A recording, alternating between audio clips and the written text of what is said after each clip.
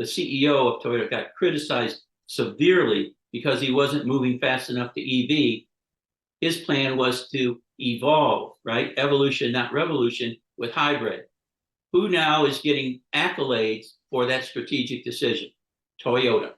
So again, the focus on hybrids would have been well placed as an evolution towards EV. It would have allowed for charging stations and would have allowed for the massive grid network maybe to bolster their base supply to be able to absorb this. This is no different than NASA. NASA didn't say, let's go to Mars. They said, well, maybe we ought to go to the moon first, improve the technology, have some proof positive experience before we extend ourselves to Mars. Look, there's a lot of priorities out there, but I would say infrastructure, number one, in its broadest sense, needs to have a high priority. That certainly is the utilities, the electrical system in this country is going to put us at a tremendous disadvantage as we advance further with electrical demand. That's going to be a shortfall, number one. Number two, day one of this administration, they surrendered energy independence. And therefore, we stopped drilling, we shut pipelines off, and then the latest attempt to control the amount of LNG we can export when it is the biggest geopolitical card we could play. For example, if we were able to export more LNG into Germany, they may not have had to buy so much from Russia, who's benefiting from this whole containment of fossil fuels here in the United States. I know for a fact, having worked in that industry for a long time, there was another poor decision by this administration in an attempt to try to favor some of the supporters of that effort, that green movement. Not to disagree with Nardelli, but he's right about the infrastructure, and he's right about charging times, et cetera, et cetera.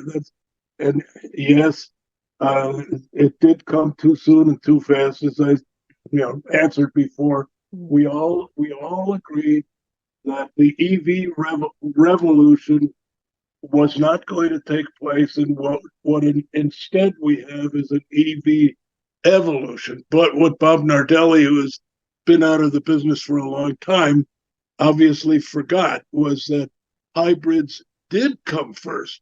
We had the Toyota Prius, which was a hybrid, sold millions of vehicles around the world and was hugely successful for a time. Ford had hybrids, several models, as did General Motors. We had the Chevy Volt, which was the world's first plug-in hybrid. And what happened was then Tesla came out with all electric.